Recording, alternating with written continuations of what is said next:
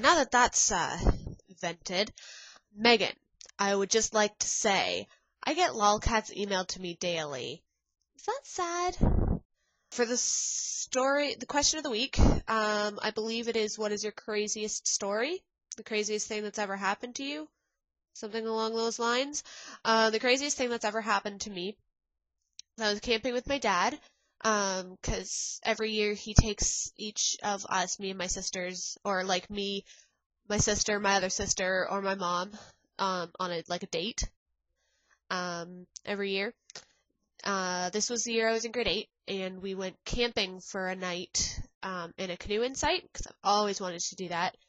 And, so it was the most beautiful day. It was so peaceful and calm and sunny and nice, and we stayed up. I swear it was 2 o'clock in the morning, but it was probably actually only like 11. You know how things always seem later than they actually are when you're a kid? Yeah. So,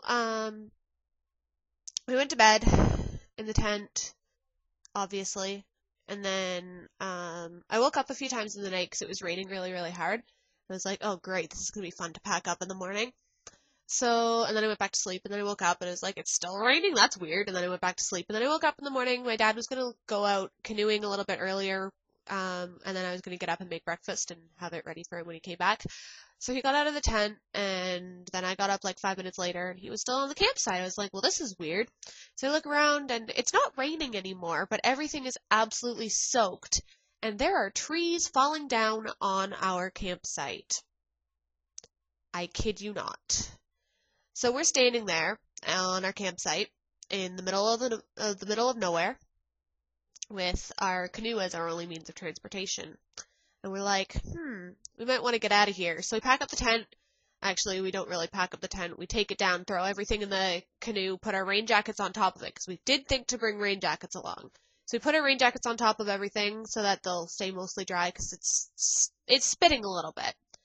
And then we're like, oh, I'm really, really hungry. So we're standing there on the beach of our little campsite, and we're like, so the only food that's really accessible, that's like easy to eat while there's trees falling down all around us, are Mars bars. So it's like 7 o'clock in the morning, and we're eating Mars bars for breakfast. It was great.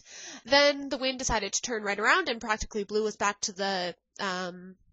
the beach where our van was parked, and then the wind completely died down, and we made breakfast on the beach. We had oatmeal made on the camp stove on the beach. It was pretty spectacular.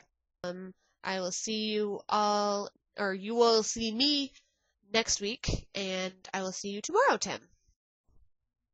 Next week will mark the return of Philosophy Hour with JR, so look forward to that. We'll be talking about Heraclitus and Parmenides and laying down the basics for pretty much everything that I ever think about.